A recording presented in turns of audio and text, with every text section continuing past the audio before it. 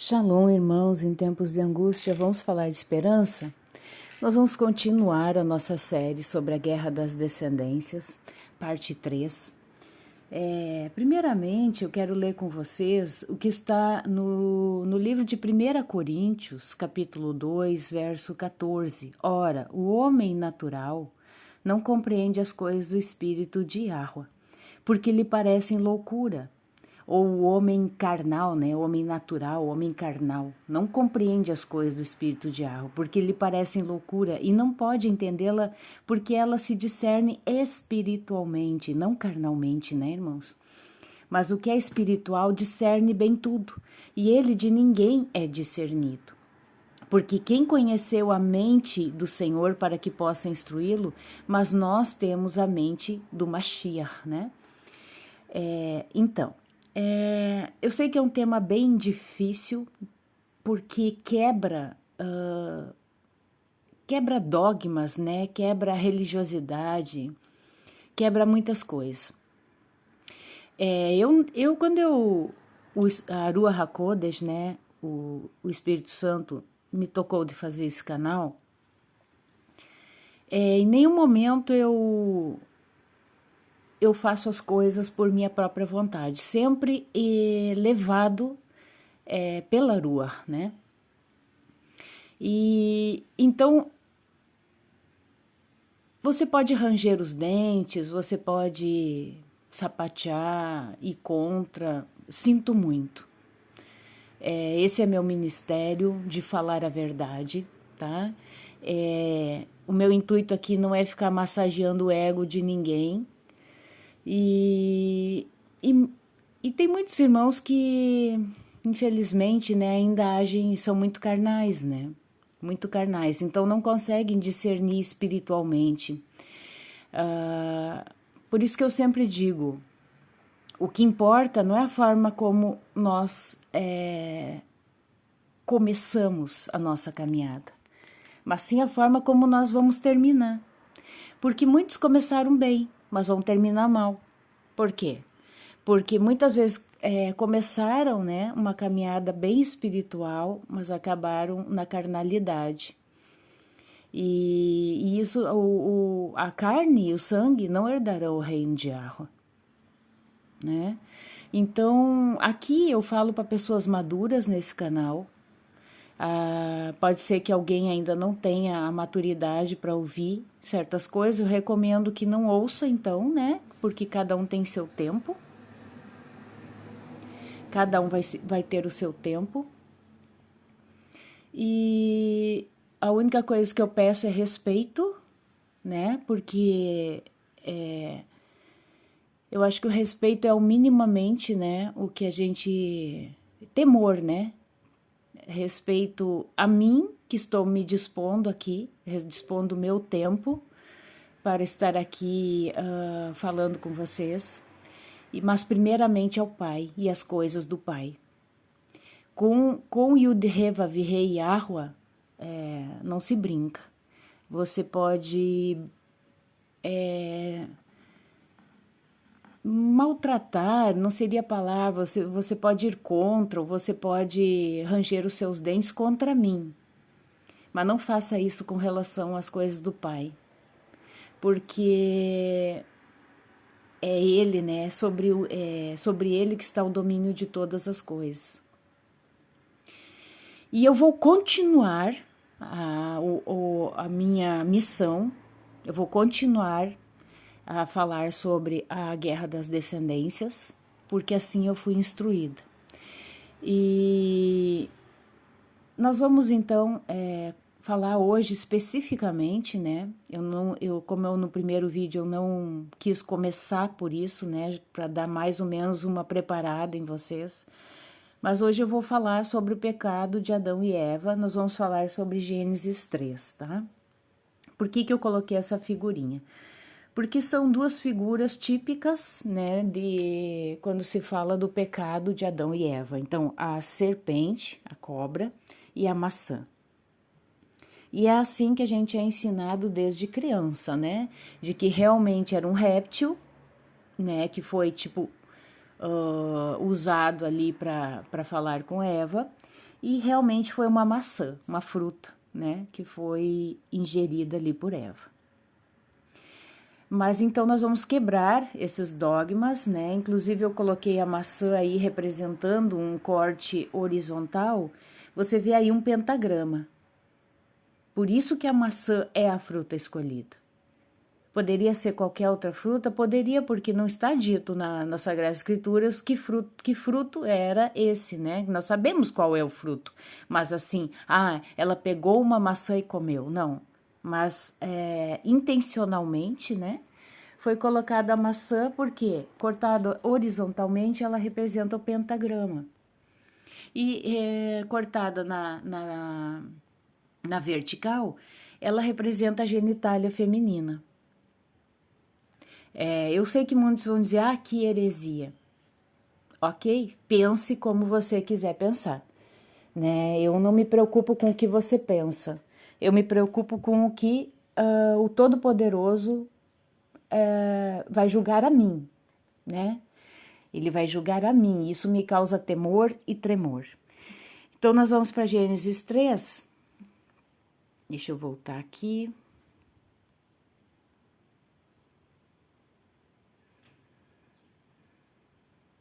Gênesis 3. Então, eu vou pegar nessa versão, né, que tem os nomes em hebraico, que diz a desobediência de Adão e Eva no jardim do Éden. Mas a serpente, começa assim, tá? Mas a serpente, Nahash, é o nome em hebraico para serpente. Vai dizer aqui, né? Serpente, cobra, imagem de serpente, serpente veloz, mitológico. Ela tem um contexto também eu pesquisei, né? De enganador, de adivinho, né? De feiticeiro. E como adjetivo, ela quer dizer um ser luminoso, tá? E isso nós vamos ver que a descrição, né, nas Sagradas Escrituras desses seres luminosos. Por exemplo, Daniel 10:6. Vamos para Daniel.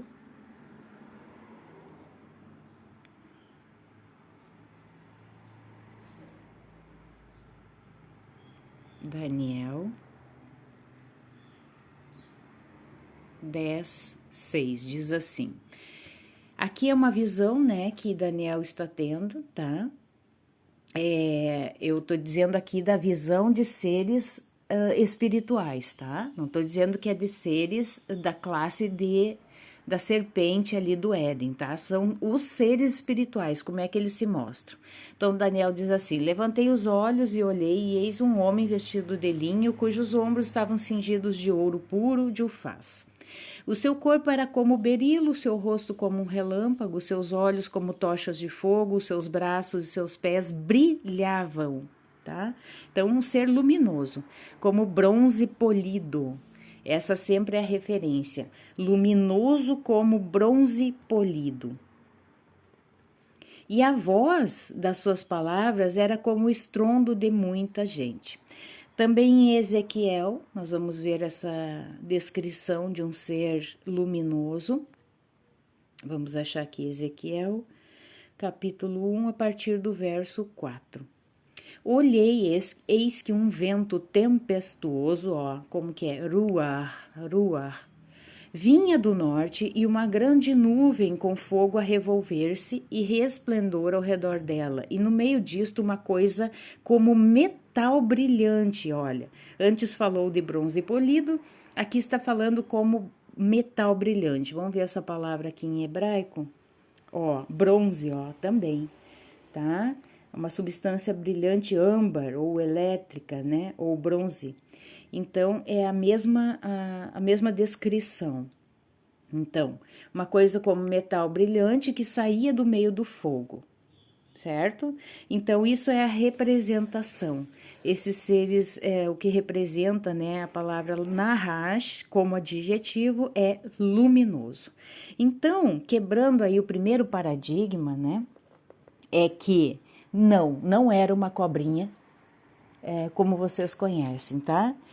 Muitos querem insistir, né, nessa situação, mas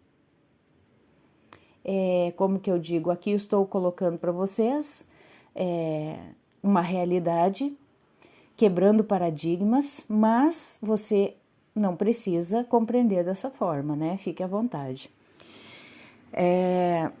Vamos então voltar lá para o livro de Gênesis, no capítulo 3, verso 1. Então, Nahash é isso. Mas a serpente, mais sagaz que todos os animais selváticos que o Senhor Deus tinha feito. Eu vou colocar nessa forma, tá? Nessas palavras, Senhor, Deus, mas você saiba, quando fala Senhor nas traduções, está ali Yud He Vav He, que é Yahua, certo? Mas para que todo povo que entra no canal, às vezes é uma pessoa que ela está vendo essa palavra pela primeira vez, ela tenha a compreensão, certo? Então, o que o Senhor Deus tinha feito, disse à mulher, é assim que Deus disse, não comereis de toda a árvore do jardim. Então, ela já começa aí a serpente, né, que nós sabemos muito bem quem é, né, Satanás, porque ali já era um ser caído, né? Não era mais Lúcifer, né? Inclusive o nome Lúcifer, né, vem de luz, né? Esse ser luminoso, brilhoso, né? Mas aqui ele já é uma criatura, o Satanás, na verdade, a palavra em hebraico quer dizer adversário, tá? Então ele é o adversário das nossas almas.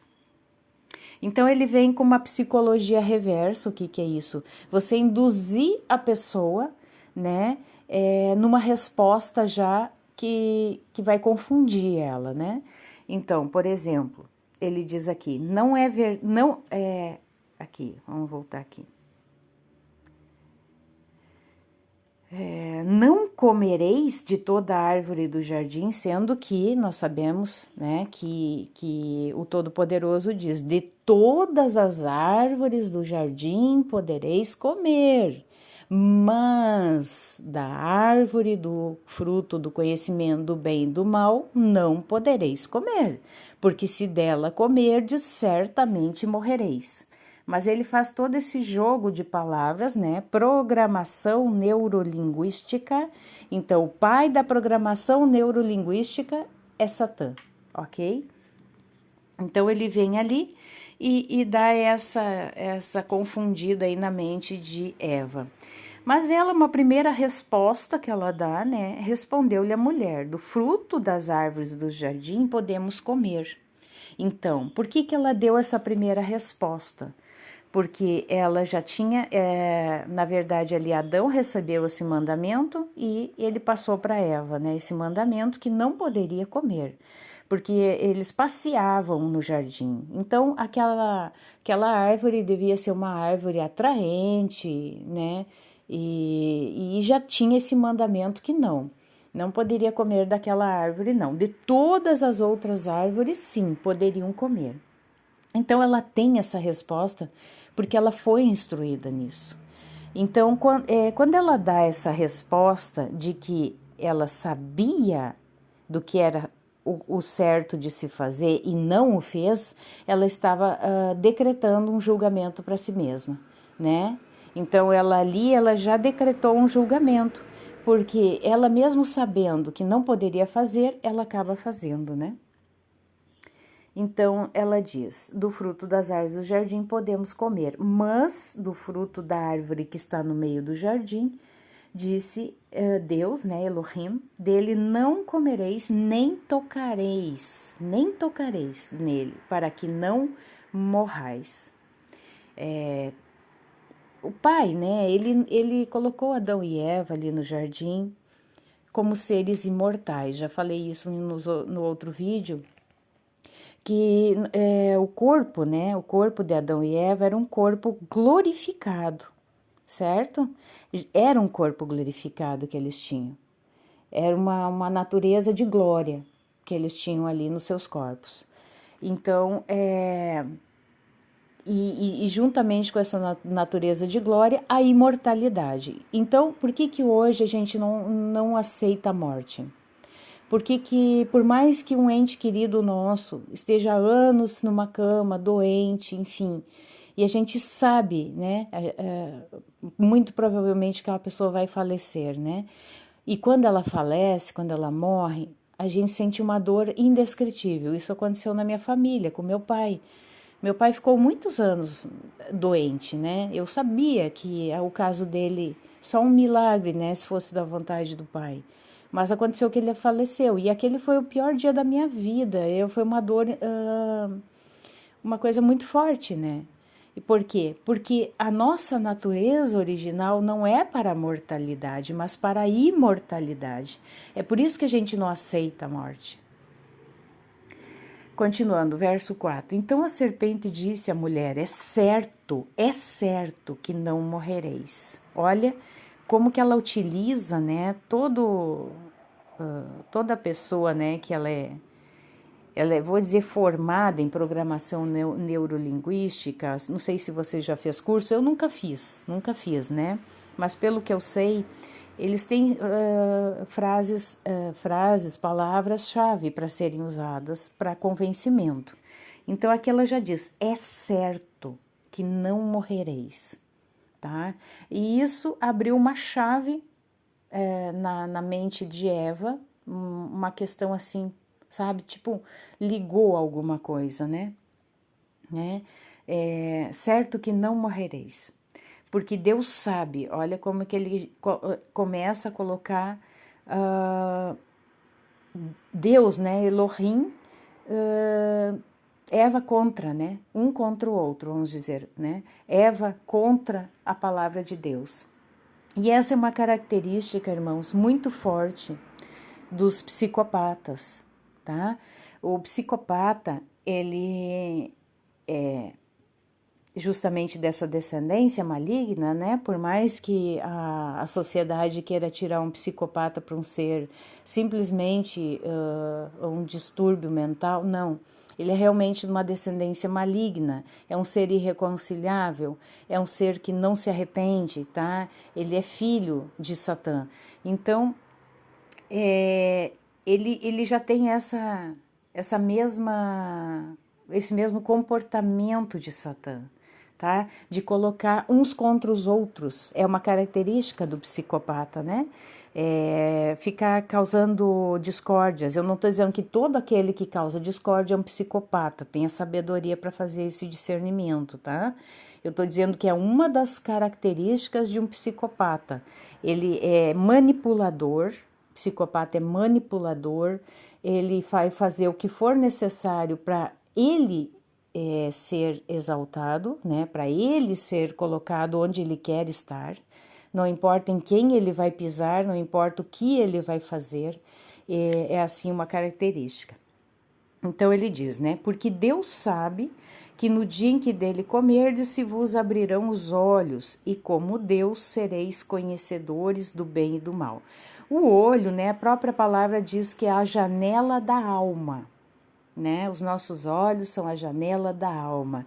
Então a alma se abriria no sentido de conhecer o pecado, de conhecer esse outro lado, né? Que Deus tão carinhosamente estava querendo preservar Adão e Eva de conhecer, certo? E como Deus sereis conhecedores do bem e do mal. Vendo a mulher, veja bem, que a mulher já daquela convicção do início que ela tinha, não foi isso que Deus falou, né? Ela tinha uma convicção, o que ele falou foi isso. Agora ela ela começa a vacilar, né? Ó, vendo, novamente traz a questão dos olhos, né? Janela da alma. Vendo a mulher que a árvore era boa para se comer, agradável aos olhos e árvore desejável para entendimento. Então, antes ela olhava para a árvore do conhecimento do bem e do mal com outros olhos, um olhar de temor, um olhar de obediência ao mandamento do pai, né? Tipo, eu posso comer de todas as árvores do jardim, gente, uma infinidade de árvores, de frutos, né? Mas dessa árvore aqui não, ela tinha essa consciência e ela não desejava aquela árvore, então, porque ela colocava como prioridade a obediência ao pai. E também a ordenança do seu esposo, né? Porque primeiro o pai lá na ponta, né, da pirâmide, vamos dizer assim, na hierarquia maior, depois vinha ali Adão, né, que é a cabeça da mulher, né? E sabemos que o Mashiach está ali, né, abaixo do pai, como cabeça também de Adão, né? E Adão como cabeça da mulher. Já falei isso em outros vídeos, né? Essa hierarquia, que não é bobagem não é coisa de religião, é uma coisa muito certa, tá, irmãos? Então, continuando aqui. Então ela já começou, né, a ver a árvore, né, as janelas da alma, mesmo sem ela ter experimentado ainda do fruto, ela já começou a ter um processo de abertura, né, de abrir essas janelas da alma, né, no sentido mal, eu vou falar assim. Vendo a mulher que a árvore era boa para se comer, agradável aos olhos e árvore desejável para dar entendimento, tomou-lhe do fruto e comeu. Então ela coloca o entendimento acima da obediência.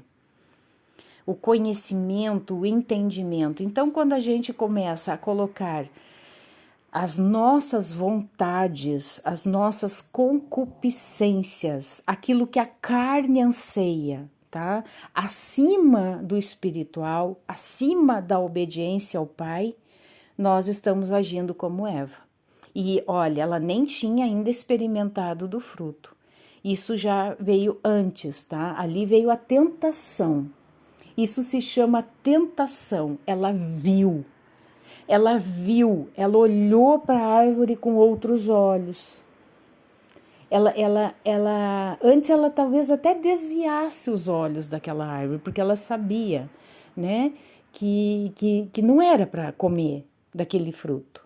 E assim que nós temos que agir, nós temos que desviar os nossos olhos do mal, irmãos. Desviar os nossos olhos. Porque os olhos são a janela da alma. Mas aqui ela já, viu a mulher, que a árvore era boa para se comer e agradável aos olhos. Então ela coloca os olhos sobre aquela árvore e começa a tentação começa a agir nela. Então, antes do pecado vem a tentação.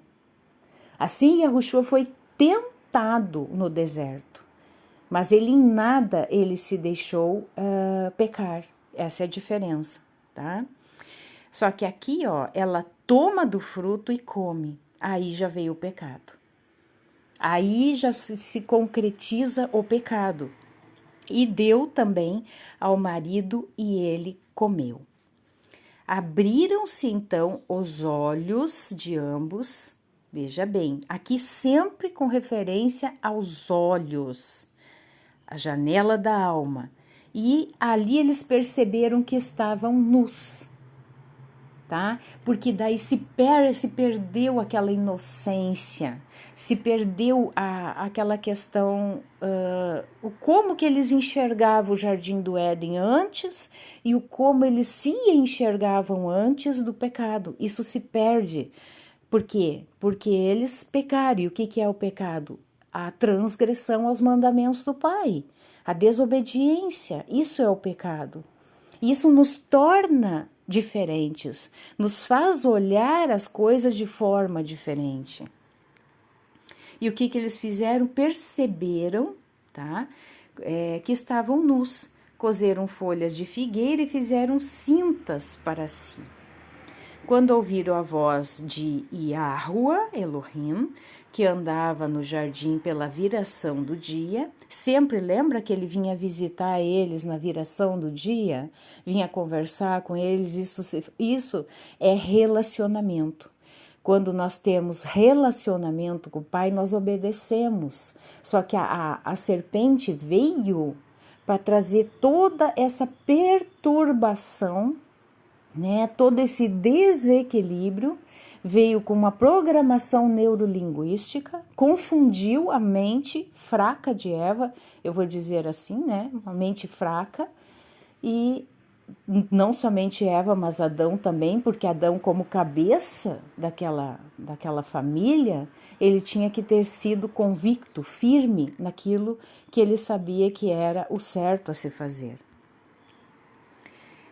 E o que ele faz, né? Yahweh vem para visitar eles, como sempre, pela viração do dia, e eles se esconderam da presença de Yahweh, o homem e sua mulher, por entre as árvores do jardim. Né? Eles acharam que poderiam se esconder do Pai, né? Mas ninguém pode se esconder da visão do Pai, né? Ele nos vê onde quer que a gente esteja, né? Isso causa temor a mim, espero que cause temor a você. Muitas vezes a gente acha, porque os outros não estão vendo as coisas que a gente faz, que o Todo-Poderoso não está vendo. Ele vê tudo, tá, irmãos?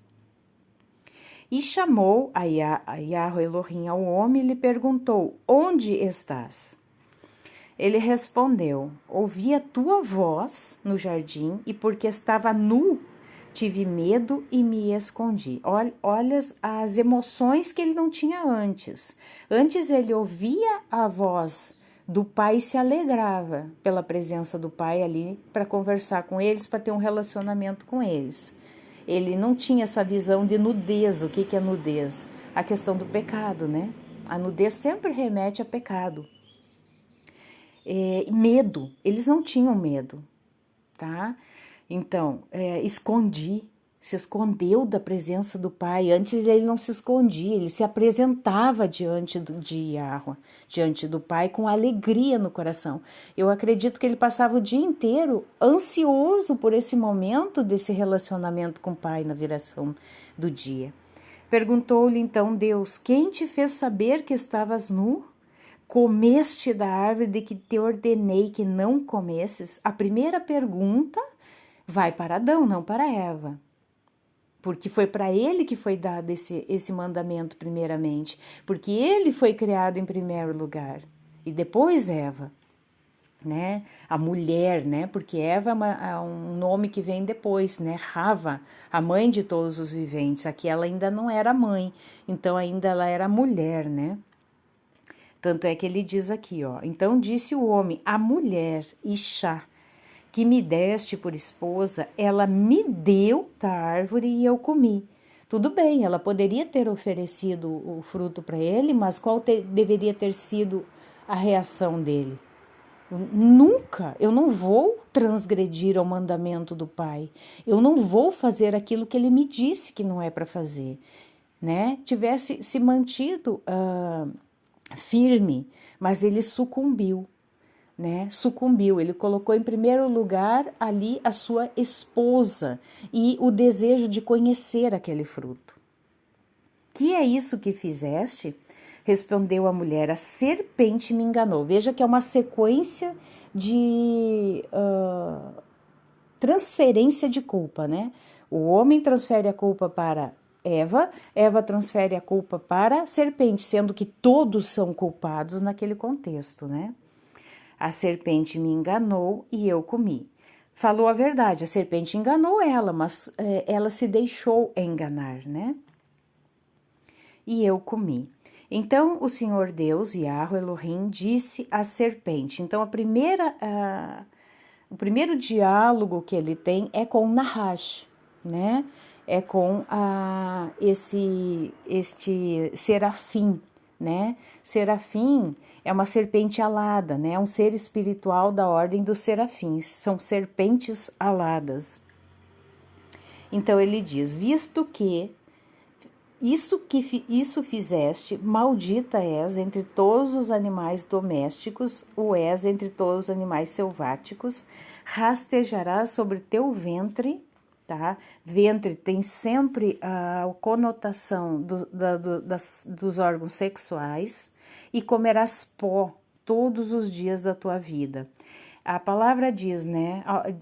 O homem veio do pó, o homem é pó, veio do pó, e ao pó retornarás, tá? Tanto é que o nome de Adam vem de Adamá, que é o pó, né? A terra, tá? Então, esse comerás o pó é justamente do que se alimentam os demônios. Porque a Nahash, né, a Satanás, ele é o pai, né, de todos os demônios, ele é o demônio maior. Então eles se alimentam do que? Deste pó, dessa energia, a energia humana. É essa alimentação dos demônios. E é nisso que está falando aqui, né? Que comerás pó todos os dias da tua vida. Não é que ele está dizendo que a cobra comerá pó, irmãos. Uma cobrinha lá, um réptil. Eu pergunto a vocês, a cobra come pó? É uma pergunta simples. A cobra come pó? Qual a alimentação da cobra, irmãos? Pequenos insetos, dependendo do tamanho da cobra, né? Insetos, sapo, tudo que é inseto. E uma cobra maior, tipo uma jiboia, uma sucuri, ela vai até um mamífero, um pequeno mamífero, uma lebre, um pequeno animal, né? O médio animal, dependendo do tamanho da cobra. Uma capivara chegam a comer. Tá? Então, a cobra não come pó. Não é a alimentação da cobra pó. Então, a partir daí, a gente tem que começar a ver como que é a linguagem das Sagradas Escrituras, tá? Então, ele tá dizendo isso. Porém, inimizade entre ti e a mulher, tá? Entre ti e a mulher, entre a tua descendência, veja bem, a descendência da Nahash. Então, o que é descendência, irmãos? Está aqui, ó. O que é descendência? Zerá, semente, semeadura, descendência, sêmen, descendência, filhos, posteridade, tá?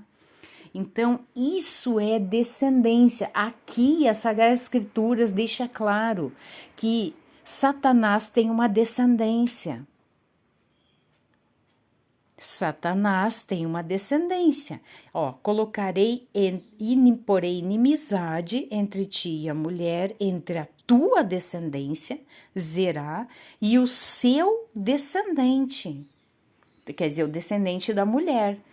Né, que pisará, aqui diz, ó, o descendente legítimo de Adão, né, este te ferirá a cabeça e tu lhe ferirás o calcanhar. Quem é esse que ferirá a cabeça da serpente, da Nahash? O Mashiach e a Yahushua, Jesus Cristo, conhecido no meio cristão. Este ferirá a cabeça da serpente. E quando que ele fere a cabeça da serpente, irmãos? Quando que ele pisa na cabeça da serpente?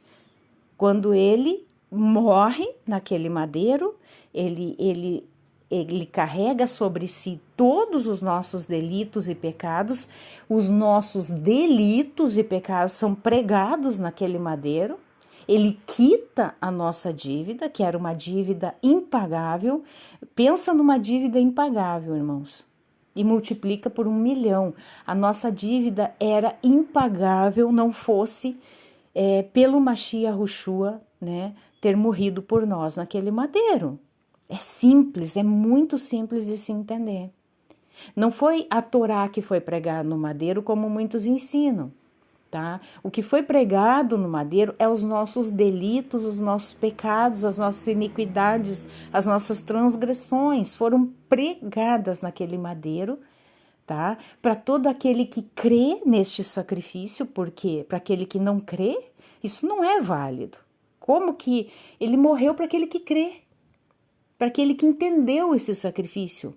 Por exemplo, você tem uma dívida impagável. Alguém vem ali e diz, eu vou pagar esta dívida para ti. Você não crê nisso. Você não reconhece este pagamento. Você não acredita neste pagamento. Então, essa pessoa, ela não tem por que ir lá e pagar essa dívida por você, se você não crê. É simples. É simples, é um entendimento muito simples, irmãos. Tá? Então, a dívida foi paga para aquele que crê que essa dívida foi quitada com este sacrifício do servo sofredor. Então, ele pisou na cabeça da serpente, porque ali quando ele morre, tá? A serpente se deu por vencedora. Se deu por vencedora. Ela achou que ela tinha vencido, que ali estava a vitória dela. Mas quando Yahushua ressuscita, ali realmente ele pisa na cabeça da serpente. Quando ele ressuscita, né?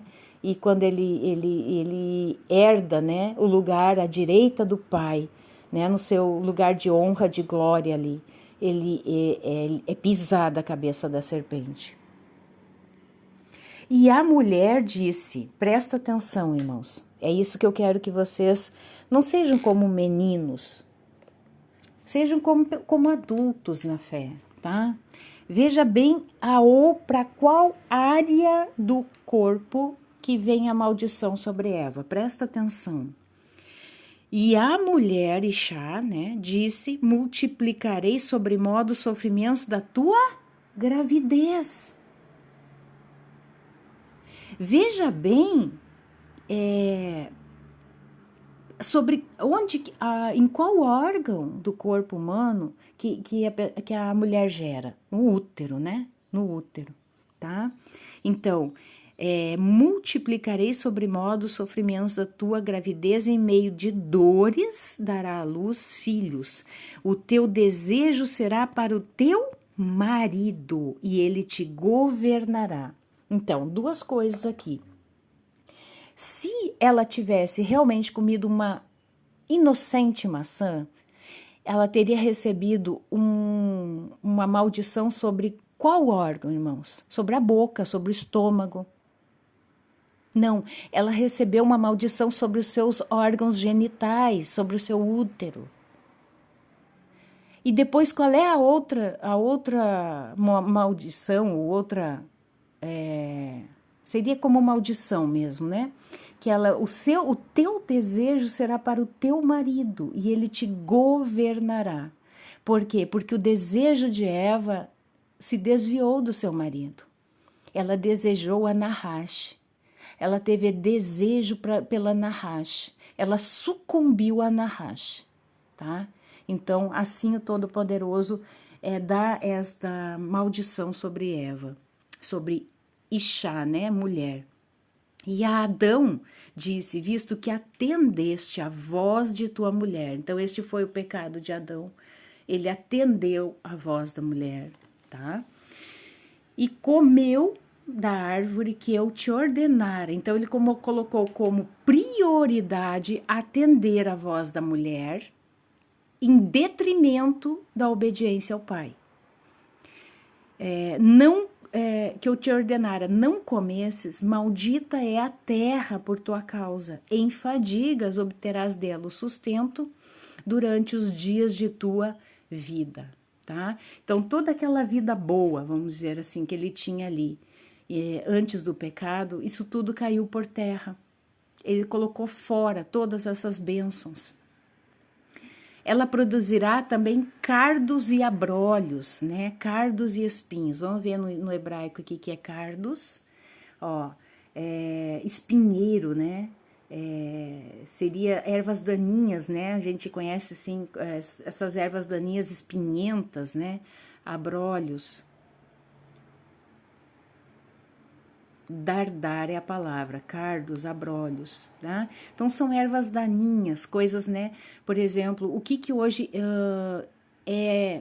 você planta uma coisa e muitas vezes você perde uma plantação por causa das ervas daninhas que vão tomando conta. Muitas vezes a gente diz, né? Se erva daninha desse para comer, não tinha fome no mundo, né? Porque é uma coisa que se multiplica, faça chuva, faça sol, sempre tem ervas daninhas tomando conta daquilo que você plantou, né? Você tem que estar sempre indo lá e arrancando. Isso nos fala do que, irmãos? Você planta uma coisa boa, mas ali no meio tá os cardos e abrolhos, e nós temos que ir lá e arrancar. Então Deus está dando uma mensagem aí: arranque essas ervas daninhas, né? Tem que estar arrancando, porque senão elas sufocam a planta, sufocam a nossa salvação.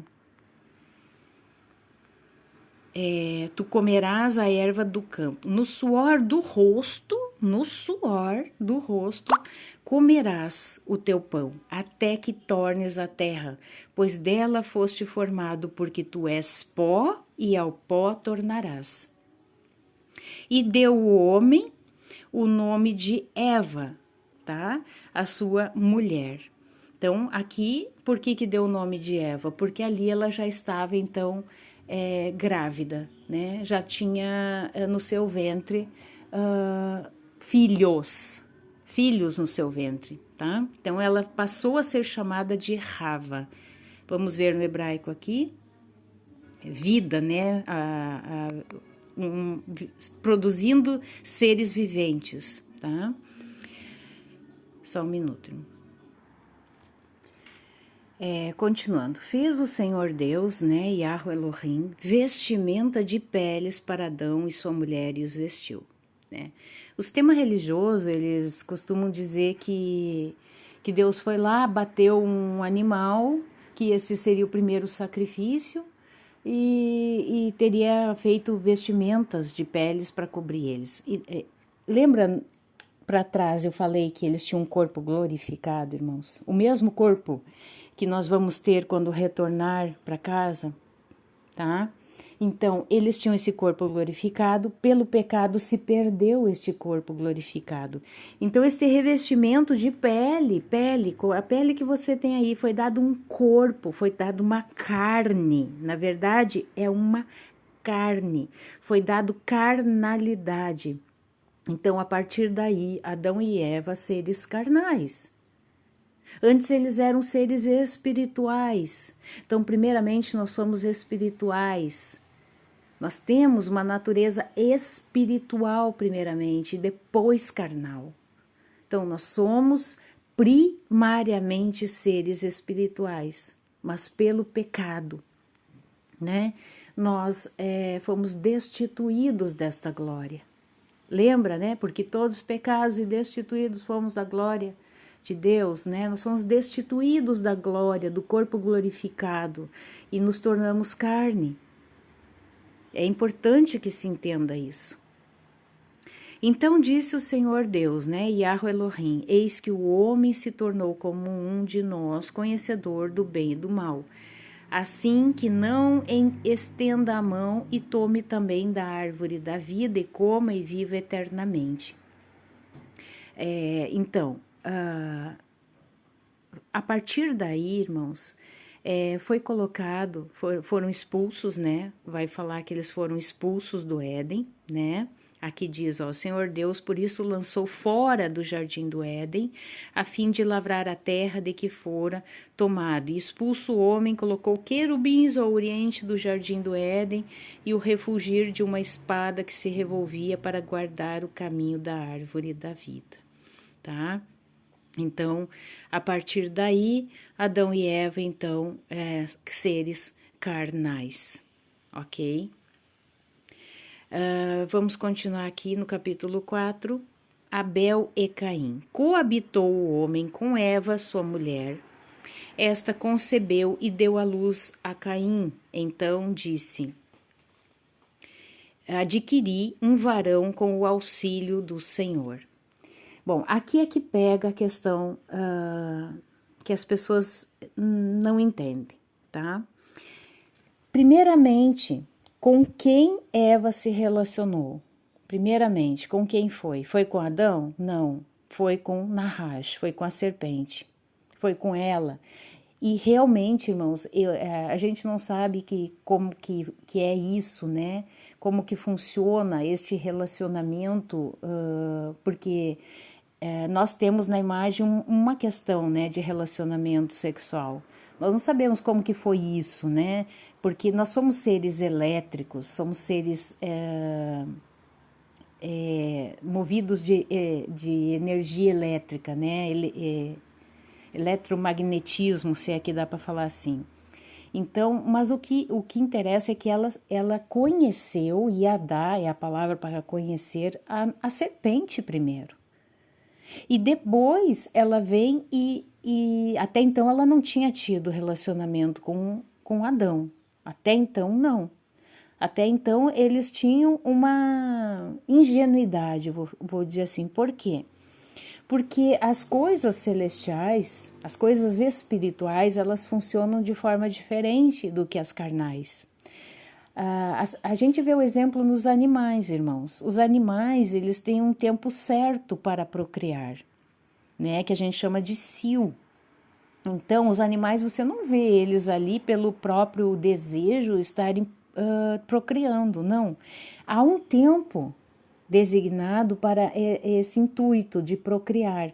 E assim era com Adão e Eva, né? Então, haveria um tempo certo para Adão conhecer a Eva e ali ser gerado, né, um varão, um varão 100%, genuinamente, né, 100%, vindo, proveniente, né, de Yahweh. Mas não, ela quebrou esse tempo, né? Quebrou isso que o pai tinha designado como tempo certo. Ela vem e conhece, né, a serpente. Então ali no útero de Eva foi colocado a semente, o sêmen. Lembra que nós vimos que Zerá tem a ver com sêmen? Então o sêmen da serpente é colocado em Eva. E depois, então, ela oferece o fruto, que é o fruto, né? A gente viu a maçã ali cortada na horizontal, né? Na vertical, que é a representação da sua genitália, né? Ela oferece esse fruto, né? Representação da sua genitália a Adão. Então, primeiramente Nahash e depois Adão. Adão também coloca a sua zerá no útero de Eva. E isso se chama, né? Você vai dizer, mas como? Duas sementes? Sim, é possível, né? É a superfecundação heteropaternal. Ela tinha 2 óvulos ali disponíveis para fecundação. Um é fecundado por Nahash e outro é fecundado por Adão. Isso é muito comum entre os animais, né? A gente vê, por exemplo, nos cachorros, né? A cadela ali, ela entra no cio e vários cachorros vão ali e têm relacionamento com ela. E ali vai nascer cachorrinhos de diferentes pais. É mais raro em humanos? Mas já aconteceu o caso. Você pesquisa aí no Google, você vai encontrar casos de superfecundação heteropaternal, tá? Pais diferentes, tá? Então foi isso que aconteceu com Eva, né, naquele momento. E ali, por que diz, eu adquiri um varão com o auxílio do Senhor? Bom, o que acontece? Isso tem a ver com a parábola do joio e do trigo, tá? Eu vou deixar para o próximo vídeo, irmãos, porque senão vai ficar muito extenso, tá? Então eu vou parar aqui e nós vamos adentrar no próximo vídeo a parábola do joio e do trigo para que vocês entendam essa questão do porquê que ela diz que adquirir um filho, né, com o auxílio do Senhor, tá? E muitos interpretam, então, ali que por isso, né, não poderia ser filho da Nahash, né?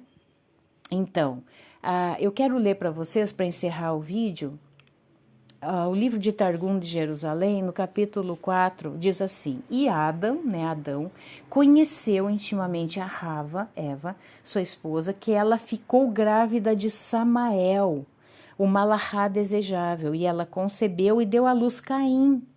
Então, aqui diz que ela ficou grávida de Samael, concebeu a Caim, e ela disse: Tenho adquirido um homem do malahá de Yahweh.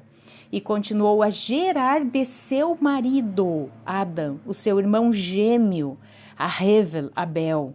E Hevel era um pastor de gado miúdo, mas Caim era um homem lavrador do solo, tá?